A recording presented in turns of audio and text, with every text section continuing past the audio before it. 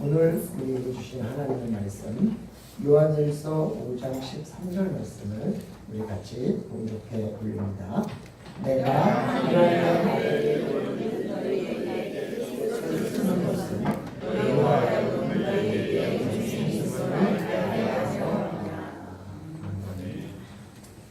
주일학교 어린이 여러분 여기를 보세요. 고개만 끄덕끄덕 있지 말고 대답을 해봐요. 어제 우리 초등학교 학생들하고 1박 2일을 지내보니까 새로운 분야를 보는데 찬혁이가 그냥 조용한 줄 알았더니 얼마나 적극적인지 제가 마음에 구멍을 닫았어요. 자,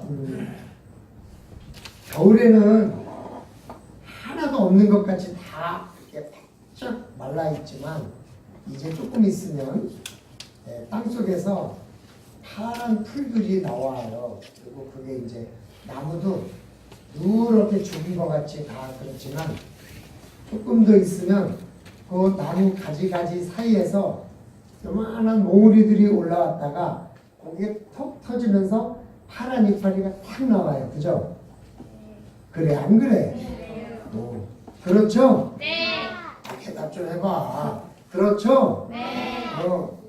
그러니까 나무를 보면 죽은 것 같은데 지금 보면 조금 있다가 보면 거기서 파란 게 나오는 거 보면 죽었어요? 안 죽었어요? 안 죽었어요. 안 죽었어요. 근데 왜 나무는 겨울에는 그렇게 있다가 그 봄에는 나오냐면 거기 그 안에 봄이면 나와라, 봄이면 나와라, 봄이면 나와라 하는 것이 있다가 날씨가 따뜻해지면 아 봄이구나 하고 딱 이파리가 나오는 거예요. 그래서 나무는 지금 죽은 게 아니라 봄을 기다리고 있는 거야. 한번 따라해봐. 나무는 죽은 게 아니라 봄을 기다리고 있어요. 그렇죠. 근데 우리 사람에게도 그런 비슷한 게 있어요. 뭐냐면 우리는 지금 사람이 이렇게 육신에 살지만 그래서 육신이 살기 때문에 몸이 살기 때문에 내 안에 영혼이 잘 안 보여. 그래서 영혼이 없는 것 같아요. 그런데 내 안에 영혼이 마치 봄이 되면 이파리가 팍 나오듯이 영혼이 반짝하고 나올 때가 있어요. 그게 언제냐면 우리가 죽었을 때. 우리가 죽으면 육신이 죽으니까 그때 우리 속에 있던 영혼이 반짝하고 나오는 거예요. 그래서 그 영혼이 영생한다는 것은 끝까지 살아난다. 죽지 않는다. 그리고 우리 육신은 나이가 되면 늙고 시간이 되면 죽지만은 영혼은 영원히 죽지 않는다. 그래서 내 안에 있는 영혼이 없는 게 아니라 내 안에 영혼이 나타날 때를 기다리고 있다. 이렇게 볼 수 있는 거죠. 그럼 우리 영혼이 왜 기다리고 있느냐? 첫째는 자기가 나올 때가 아직 아니기 때문에 기다리고 있는 거예요. 이거를 좀 유식한 말로 뭐라 하냐면 소망이라 그래요. 나올 소망을 가지고 있어. 아직은 안 나오지만 안 나온다고 없는 게 아니에요. 나올 때를 기다리고 있다 이거예요. 그래서 한번 따라해봐요. 영생은 나타날 때를 기다리고 있어요. 네, 그걸 뭐라 그래? 소망이라는 거예요. 소망. 또 하나는 우리의 이 영생이 이 안에 있는 이유는 뭐냐면 우리가 하나님의 자녀이기 때문에 그래요. 다 풀이 나는 건 아니에요. 씨앗이 있어야 그 씨앗에서 풀이 나오죠. 그죠? 나무도 다 새싹이 나는 건 아니에요. 어떤 나무는 진짜 죽어서 새싹이 안 나와요. 그 안에 씨앗이 있어야 나오는 거지 다 나오는 게 아니에요. 그러면 영생의 씨앗이 나오는 건 뭐냐면 우리가 하나님의 자녀이기 때문에 하나님의 아들, 하나님의 딸이기 때문에 거기서 그 씨앗을 갖고 있기 때문에 그게 나오는 거예요. 그러니까 여러분은 하나님의 자녀라서 때가 되면 영생이라는 씨앗이 꽃이 탁 펴오른다 이거예요. 그러니까 한번 목사님 따라하죠. 나는 하나님의 자녀임을 믿습니다. 네, 그 씨앗이 있는 거예요. 그리고 세 번째로 그 씨앗이 그냥 가만히 있는 게 아니라 기다리고 있어요. 나올 때를 기다리고 있죠. 그러면 나올 때를 기다리기 위해서 가만히 있는 게 아니라 지금 나올 때일까 아닐까 이걸 지금 자기 나름대로는 이렇게 보고 있는 거예요. 그걸 우리는 뭐라고 부를 수 있냐면 기도라고 볼 수 있는 거예요. 그래서 우리가 하나님 지금 나올 때예요? 아니야. 좀 더 기다려. 하나님 지금 나올 때요? 아니 기다려. 이러고 하나님과 내가 그 씨앗이 대화하고 있는 것처럼 내 몸속에 있는 내 영생을 기다리는 영혼이 하나님과 지금 대화를 하고 있는 거예요. 나도 모르게. 내 몸속에 있는 영혼이 하나님에게 어떻게 할까요? 하나님이 이렇게 해라. 그럼 이렇게 하고 저렇게 해라. 그럼 저렇게 하는 거죠.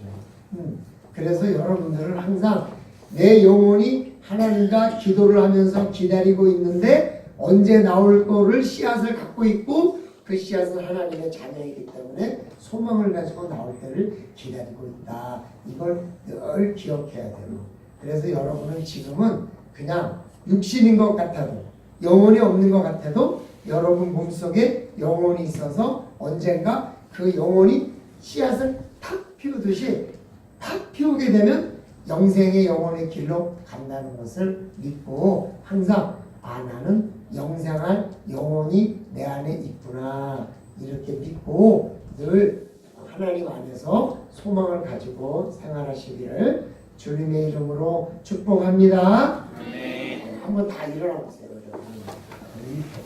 뒤로 돌아. 어른들에게 말씀드려. 저는 따라해 목사님. 저는 앞으로 내 영혼이 나올 때를 기다리고 있어요. 기도해 주세요. 좀 아멘 좀 해줘요. 얼마나 귀합니까 우리 어린이들. 박수 한번 해주시겠어요? 다시 뒤로 돌아. 오늘은 서서 기도 받아. 기왕 섰으니까 목사님 기도해 줄게. 하나님 고맙습니다. 우리 어린아이들 참으로 귀한 아이들입니다. 이들의 미래에 싹이 트듯 그 몸에서 태어날 영혼들을 기다리고 있는 귀한 영혼들입니다. 하나님이 영혼이 소망을 가지고 하나님의 자녀임을 믿고 하나님과 대화하는 그 영혼의 소리를 들을 수 있을 때 올 때까지 우리가 잘 돌보고 도와줘서 이들의 영혼이 하나님과 대화하고 있다는 것을 알고 그 영혼을 기억하고 그 영혼을 돌볼 수 있을 때까지 하나님께서 돌보아 주시옵소서. 예수님의 이름으로 기도드리옵나이다. 아멘. 지금은 우리 주 예수 그리스도의 은혜와 하나님 아버지의 극진하신 사랑하심과 성령님의 감화 감동 위로 역사 교통하심이 오늘 영혼을 기다리며 미래를 사랑하는 어린이들 머리 위에 이들을 또 돌보는 부모님들과 우리 주일학교 교사들과 이들을 위해서 기도하는 우리 온 교우들 머리 위에 지금으로부터 영원토록 함께 있을지어다. 아멘. 할렐루야. 우리 찬양해 주겠습니다. 주의 이름으로 사랑합니다. 주의 이름으로 사랑합니다. 영계 안에서 주의 영광을 보내 주의 사랑으로 사랑합니다. 아유 참 고맙습니다. 정말 귀한 일인 것 같습니다.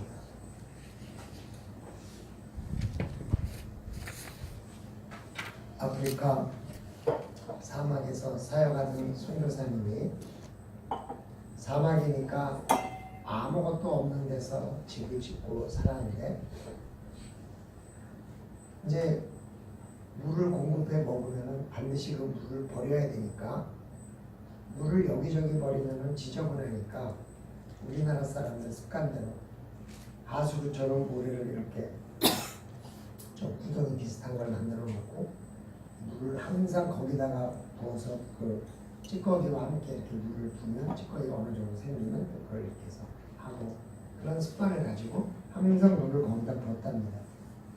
근데 사막에 아무것도 없던 그 사막 모래밭에 그 물을 부은 그 자리에서 하루는 싹이 하나 턱 올라오더니 거기서 풀들이 이렇게 자라더라고요. 그래서 이 선교사님이 그거를 하루는 이렇게 바라보다가 이런 깨달음을 가졌답니다. 야, 사막에 씨앗이 없는 게 아니라 그 씨앗에 물이 없구나. 물을 줄 사람이 없구나. 이런 생각이 들고선 자기 선교지의 영혼들을 바라보면서 아, 이 영혼에게 믿음이 없는 게 아니라 그 믿음의 싹을 틔워줄 일꾼이 없는 거구나. 그런 생각이 확 들었대요. 그래서 하나님, 나에게 이 영혼들에게 물을 줄 수 있는 은혜를 주시니 감사합니다. 그러면서 항상 그들을 보면은 소망이 없이 늘 좌절했대요. 물을 줘도 안 자라니까. 그리고 아무리 물 하려고 해도 안 받아들이니까. 근데 그때 그 하나님의 은혜 가운데서 아, 내가 그저 너무 조급하게 물 한 번 주고 씨앗 자라는 물 한 컵 붓고 싹 트나? 이렇게 봤으니까 내가 실망했구나. 그냥 무작정 갔다가 붓다 보면 어느 땐가 씨앗이 나지 않겠는가 이런 생각이 들어서 소망을 가졌다는 감정을 제가 들어본 적이 있습니다. 씨앗은 죽은 것 같아 보이지만 살아있는 생명체라는 것이죠. 그래서 그 씨앗이 오랜 시간 말라있고 죽은 것 같이 있다가 어느 순간에 온도나 물이나 기후나 뭐가 맞으면 그 씨앗에 있는 생명체가 아, 이제 깰 때로구나 그러고 탁 깨어나서 아직도 많은 과학자들이 그 비밀을 밝히기가 어렵다는 겁니다. 도대체 이 씨앗은 어떤 능력을 가지고 있길래 말라 죽은 것 같다가도 조건만 맞으면 싹이 트는 걸까 하는 거죠. 그 씨앗이 가지고 있는 신비인 거죠. 우리 인생에도 이런 것이 있다는 거예요. 그게 뭐냐면 영생이라는 씨앗이라는 거죠. 내 안에 영생이 있지만 그걸 모르고 있는 거죠. 마치 영생이 없는 것처럼, 죽은 것처럼. 영생은 우리가 죽은 후에 나타날 하나님의 영혼의 씨앗인 거죠. 열매인 거죠. 지금의 육신은 언젠가는 죽을 육신입니다. 아무리 관리를 잘하고 아무리 영양을 많이 주고 아무리 무슨 조건을 맞춰준다 그래도 성경의 인생은 70이요 기름은 80이라고 그랬는데 요새는 인생은 120이요 길면 150이다 그러니까 조금 바뀌어야 되긴 하겠어요. 그러나 아직까지 150 이상 살았다는 얘기는 없는 걸 보면 언젠가 이 육신이라는 것은 반드시 죽을 수밖에 없는 거라는 거죠. 그래서 인생은 언제나 한계를 가지고 있다는 거예요. 신기한 거는 우리가 다 한계가 있다는 걸 알면서도 마치 자기는 한계가 없을 것처럼 살아가는 게 인생이라는 거죠. 또 어떻게 보면 매일 죽을 걸 계산하면서 살면 그 스트레스 받아서 어떻게 살겠어요. 모르고 사는 게 또 하긴 은혜이기도 해요. 살다가 갑자기 죽는 게 은혜이기도 하고. 그러나 내 인생, 육신이 끝났을 때 우리 안에 있는 영생이 드디어 영원한 생명으로 가는 길로 내 영혼이 일어난다는 거죠. 어떻게 보면 내 몸속에 있는 이 영혼은 씨앗이고 그 씨앗이 영생으로 발현되는 것은 열매라고 볼 수 있어서 오늘 요한은 이렇게 말합니다. 13절에 내가 하나님의 아들의 이름을 믿는 너희에게 이것을 쓰는 것은 너희로 하여금 너희에게 영생이 있음을 알게 하려 함이라. 우리에게 영생이 있음을 알아야 된다는 거죠. 그렇다면 우리는 도대체 이 영생의 씨앗인 영혼, 내 안에 이 영생이 있다는 것을 왜 알아야 하느냐? 그 영생이 그리스도라는 것입니다. 그들이 믿고 있었던 것은 예수 그리스도의 부활로 인한 소망이죠. 예수가 부활했으므로 그를 믿는 우리도 부활할 것이라는 믿음이죠. 그 부활은 영생으로 가는 첫걸음인 거죠. 18절에 보면 하나님께로부터 난 자는 다 범죄하지 아니하는 줄을 우리가 아노라. 하나님께로부터 나신 자가 그를 지키심에 악한 자가 그를 만지지도 못하는 거죠. 하나님께로부터 난 자를 지키는 하나님께로부터 나신 자를 말하는 거죠. 지금 영생하신 그리스도가 우리를 영생하도록 인도하심을 말하고 있는 거예요. 그리스도를 믿는 믿음의 형제들은 영생이 있다는 거죠. 그들보다 먼저 부활하여 영생을 얻으신 그분이 그들 안에 있어서 그들을 지킨다는 믿음을 갖는 거예요. 그러니까 우리 성도님들 안에 예수 그리스도를 믿는 믿음이 있으므로 예수 그리스도의 부활이 이미 우리 성도님들 안에 있기 때문에 우리 성도님들이 언젠가 죽으면 그때 그 영생이 꽃을 피워서 영원히 갈 것이라는 것을 알아야 되는 것. 그게 바로 부활의 신앙이라는 것이고 그것이 바로 소망이라는 거죠. 아멘. 그들이 소망을 가지고 있는 거예요. 그들의 영생의 모델이신 그리스도 예수의 영생을 인하여 자신도 같은 모습으로 부활할 것을 믿는 소망을 갖는 거죠. 이 소망이 없다면 우리는 어떻게 해야 되겠어요? 그러나 소망이 있기 때문에 고난도 감당하고 오히려 죽는 걸 감사로 여기는 거예요. 할렐루야, 내가 내일 죽게 생겼습니다. 왜요? 이제 나는 하나님 나라의 영생을 바라보고 갈 수 있게 되었으니 이제 이 세상의 모든 고난으로부터 벗어날 수 있습니다. 그리고 할렐루야! 그리고 돌아가신 분도 있다고 제가 간증을 들었어요. 부모님의 돌아가신 걸 보면서. 그게 진짜 믿음인 거고 그게 소망인 거예요. 그 소망이 있게 하는 것이 뭐냐면 믿음이라는 거예요. 내가 내 안에 예수 그리스도를 믿음으로 내가 영생할 수 있다는 소망을 가질 수 있는 거죠. 그래서 그 소망이 지치지 않게 만드는 거예요. 하나님 성도 여러분, 때로 우리가 삶이 고난스러울 때도 있어요. 그럴 때 그래, 뭐 하나님께서 주시는 만큼 하는 거지. 사실 제가 알고 있는 목사님 한 분이 한 벌써 이제 4년, 5년 정도 된 것 같습니다. 간암으로 갑자기 돌아가셨어요. 근데 처음에 간암이 왔을 때 하나님께 이렇게 기도했대요. 하나님, 아직은 내가 할 일이 남아있는 것 같습니다. 나를 살려주셔야 그 남은 일을 감당하지 않겠습니까? 아직은 아이들도 너무 어리고 교회도 너무 작습니다. 하나님이 살려주셨어요. 그래서 한 5년을 더 사셨어요. 근데 옆에서 항상 내가 하는 말은 아니 목사님 살려주셨으면 이젠 좀 바꿔서 좀 살살 하세요. 살려주니까 똑같이 열심히 하면 그게 다시 또 간암으로 다시 오지 않겠느냐고 내가 그랬더니 하시는 말씀이 목사님 살고 보니까 마음이 더 급해져. 또 올지 모르니까 이제 더 급해진다는 거예요. 그러면서 무슨 생각이 드냐면 죽으면 어차피 그때 죽을 거였는데 더 산 인생, 더 살아있겠다고 발버둥치기보다는 나에게 살려준 이 기간에 일을 마무리해야 되겠다는 생각이 드신다는 거예요. 그러더니 결국 또 많이 왔어요.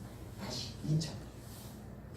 그래서 이번에도 하나님 앞에 기도했대. 하나님 아직도 내가 할 일이 남아있지 않습니까? 그러면서 기도를 했는데 하나님께서 왠지 이제 그만하면 됐다 하셨는지 하나님 앞으로 가셨어요. 근데 그때도 항상 점점 나빠질 때마다 무슨 말 했냐면 아들 둘이 이제 다 신앙을 해서 한 사람은 이제 목사가 됐고 한 사람은 신앙을 하다가 지금 이제 음악 사역을 하고 있는데 그 이제 자녀를 위해서 기도했대요. 하나님 내가 못다한 것 우리 자녀들이 다 이룰 줄로 믿습니다. 그런 기도가 나온다고 그러면서 이번에 하나님 앞에 가야 될 거라고. 하나님 앞에 간다는 것이 죽는 것이 아니라 새로운 영생을 내가 얻는 출발점이라는 믿음을 가질 때 어떤 사람이 죽음을 맞이하는 것보다 더 담대하고 편안하게 그 죽음을 맞이할 수 있는 거죠. 그게 믿음이라는 거죠. 우리가 그런 믿음을 가질 수 있을 때 우리 안에 살아계신 예수 그리스도가 있으셔서 우리는 늘 소망 가운데 살 수 있을 때 인간에게 가장 두려움이라는 죽음의 두려움의 고비를 넘겨서라도 우리는 소망을 늘 가지고 살아갈 수 있다는 거예요. 오늘 죽어도 소망이 있고 내일 죽어도 소망이 있다. 우리가 그것을 항상 가지고 있어야 된다는 것입니다. 사랑하는 성도 여러분, 우리 안에 있는 예수 그리스도의 영생의 씨앗 때문에 우리가 언젠가 하나님 앞에 갈 때도 그것이 끝나는 것이 아니라 영생이라는 세상의 새로운 시작이라는 그 믿음을 잃지 마시고 죽음을 두려워하는 것이 아니라 오히려 담대하게 하나님 앞에 나아갈 수 있는 있는 그런 믿음을 갖게 해달라고 기도하시고 그런 소망을 잃지 않으시는 주의 백성들이 다 되시기를 주님의 이름으로 축원합니다. 또 우리가 그 영생의 씨앗을 왜 알아야 되느냐? 무슨 우리가 하나님으로부터 난 자라는 것입니다. 그리스도를 믿는 자는 하나님께로 난 자죠. 그래서 5장 1절에 보면 예수께서 그리스도이심을 믿는 자마다 하나님께로부터 난 자니 또한 낳으신 이를 사랑하는 자마다 그에게서 난 자를 사랑하는 거예요. 저는 가끔 TV에서 옛날에 잃어버린 부모를 만나는 장면을 가끔 보게 돼요. 물론 이제 옛날에 이산가족 찾기 할 때 정말 눈물로 그 테레비를 매달렸던 그런 때도 있었는데 그걸 보면 신기한 게 있어요. 평생 처음 보는데도 엄마인지 알아보고 평생 처음 봤는데도 일단 이걸 어떤 사건을 해결하기 전에 엄마 그러고 달려가서 안는 거를 참 많이 봤어요. 근데 여러분 그거 아세요? 형제와 자매가 만날 때는 먼저 조건을 확인해요. 언제 떠났냐, 뭘 아느냐, 뭐 이런 걸 물어보고 나서 아이고 네가 내 동생이라 그러는데 부모와 자녀가 만날 때는 일단 끌어안고 그리고 확인을 해요. 그게 참 알다가도 모를 일인데 우리가 그걸 다 맞아 그럴 수 있어 그런 생각을 갖는 거예요. 우리가 하나님과 내가 아버지와 자녀일 때는 내가 그 하나님의 자녀라는 것을 그냥 아는 거죠. 뭘 조건을 따져봐야 아는 게 아니라 그냥 아는 거죠. 하나님께로부터 난 자는 사랑한다. 영생의 씨앗을 심는 것은 하나님이시니까 하나님이 내 안에 영생을 심어 놓으셨기 때문에 내가 하나님의 자녀인 것이고 그래서 하나님의 자녀는 하나님을 알아보는 거예요. 믿음으로 우리 품 안에 갖게 된 영생이 있는지 없는지 그 영생이 있는 자는 나의 안에 영생을 심으신 하나님을 그냥 아는 거죠. 여러분 간혹 예수 믿는 자 중에 점쟁이한테 찾아갈 때 그 점쟁이가 진짜 귀신을 타고 점쟁이를 하는 사람은 교회 나올 사람이 왜 여기와 교회 나가 그런 이야기를 하는 점쟁이들이 있어요. 또 시험 삼아 가보지 마시고 그러니까 시험 들어요. 왜냐하면 그 점쟁이가 가짜인 경우도 있거든요. 그러니까 이 점쟁이도 배워서 하는 점쟁이가 있고 신내린 점쟁이가 있는데 신내린 척해도 배운 점쟁이는 몰라요. 근데 배우지 않은 점쟁이는 알아요. 제가 한 번은 미용실에 이렇게 앉아 있었어요. 내가 미용을 하러 간 건 아니고 신방을 하러 미용실에 가서 이제 이렇게 앉아 있었는데 어떤 사람이 미용실 문을 열고 쓱 열고 들어오다가 후딱 나가더라고요. 그래서 저 손님 나가네 그랬더니 목사님이 오셔서 나갔나 봐요. 그래서 나 목사님인지 알아? 그랬더니 점쟁이에요. 그리고 아마 점쟁이니까 내가 있는 거를 느끼고 나갔나 봐. 그래서 내가 뭐라 그럴게요? 그 점쟁이는 진짜 모양이에요. 이게 진짜가 진짜를 알아보는 거죠. 근데 사실 오히려 우리 목사들은 점쟁이를 봐도 잘 몰라요. 사실 모를 때가 있는데 점쟁이들은 두려워요. 우리 믿는 자의 영혼을 두려워하는 거죠. 그래서 잘 못 알아요. 그래서 그 씨앗이 있는 자는 아는 거예요. 누가 봐도 알아요. 그걸. 그 오랜 세월을 방황하기도 하지만 언젠가는 그 씨앗이 발아할 때는 예수님을 믿고 찾아오는 거예요. 그래서요, 여러분, 제일 미련한 자가 죽기 직전에 주님 앞에 오는 거예요. 네. 상급도 하나도 없이 하나님 앞에 가야 되니까 얼마나 가서 힘들겠어요. 네. 그런 제일 현명한 자가 죽기 바로 직전에 오는 거예요. 네. 왜냐하면 할 거 다 하고 하나님 앞에 가서 그 다음에는 뭐 부끄러워도 그냥 거기서 하니까. 네? 뭐가 현명하고 뭐가 미련한 건지 사실 잘 모르겠어요. 근데 분명한 거는 하나님이 택한 자는 마지막에라도 불러가신다는 것을 저는 굉장히 많이 경험을 하는 거죠. 그래서 이사야 65장 9절에 내가 야곱에게서 씨를 내며 유다에게서 나의 산들을 기업으로 얻을 자를 내리니 내가 택한 자가 이를 기업으로 얻을 것이요 나의 종들이 거기서 살 것이다. 하나님이 택한 자가 기업을 얻고 하나님이 택한 자가 부르시는 거예요. 그래서 그 씨앗이 우리 안에 있기 때문에 우리는 하나님을 떠날 수 없고 거절할 수 없고 피할 수 없는 거예요. 그래서 우리 안에 영생이라는 씨앗을 갖고 있다가 그 씨앗이 탁 터져서 드디어 열매를 맺는 그날에 우리는 이것이 바로 이거였구나 라는 것을 그때서야 알 수도 있는 거죠. 우리에게 영생이 있다는 것은 나를 택하시고 나를 낳아주신 분이 하나님이라는 것을 아는 것이죠. 그거는 그냥 아는 거예요.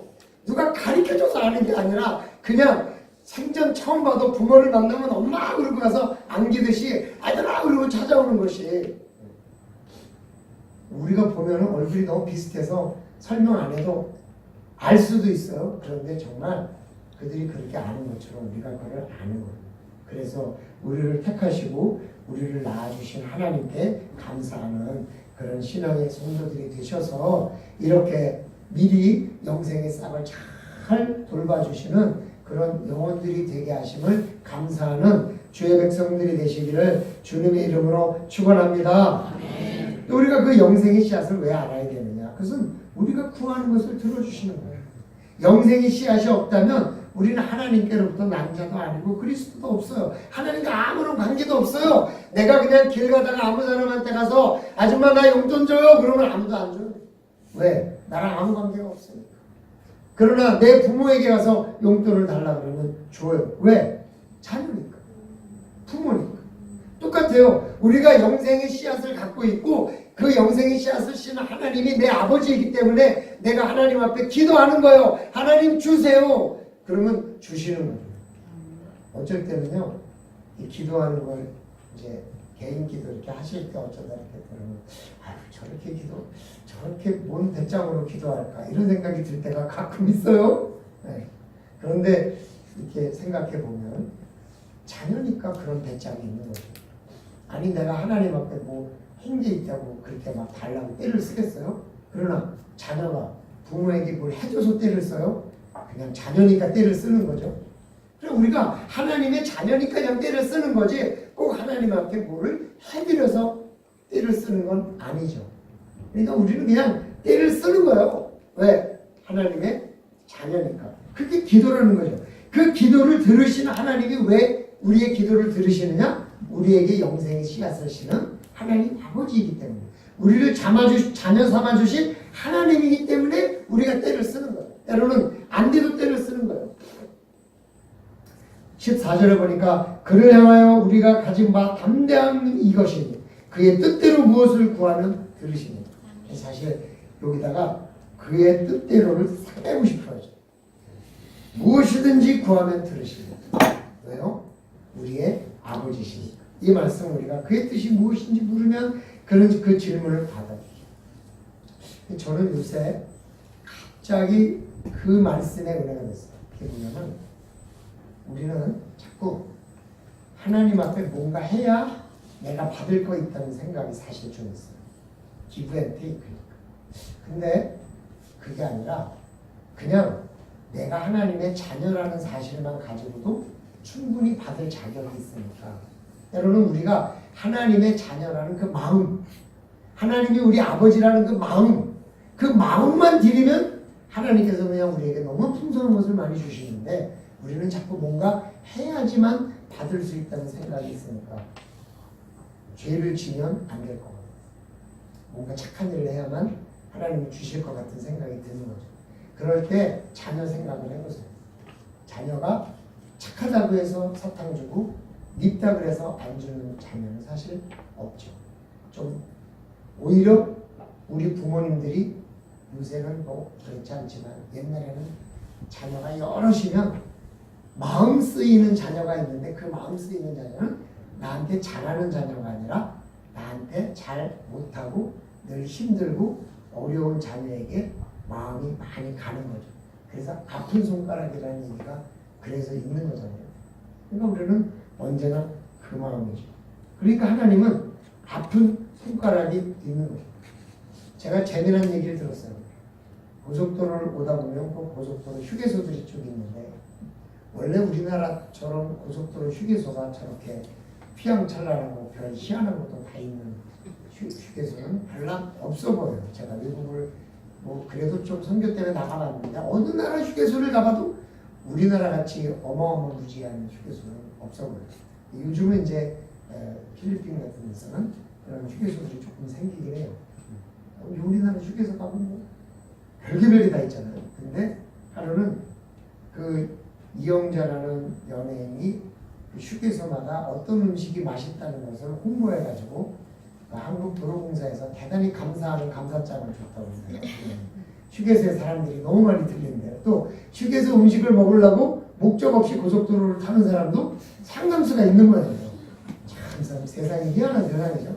그러니까 고속도로 통행도 늘어나고 휴게소 수입도 늘어났다는 거죠. 근데 이영자 씨가 한 번은 아픈 손가락이라는 얘기를 했대요. 왜냐면 이 경부고속도로를 타면 기흥휴게소가 있는데 이 기흥휴게소 다음에 오산휴게소고 기흥휴게소 전에 만남의 장소인데 만남의 장소는 첫 번째로 들어오는 사람들이 많이 들리고 오산휴게소는 오다 보면 한 시간 반을 밀리다 풀리는 장소가 대개 오산이니까 거기서 많이 들리는데 기흥은 그러다 보니까 첫 번째도 안 되고 들릴 때도 안 되니까 사람들이 지나가니까 손님이 제일 없는 데래요. 그래 참 그 양반이 뭐라냐면 기흥역에서는 자기의 아픈 손가락이야. 그리고 한번 방송을 했더니 거기 사람들이 어마무지하게 들리기 시작해가지고 요즘 건물도 새로 2동이나 새로 줬다고 하더라고요. 그래서 참 방송의 힘이라는 게 대단하다.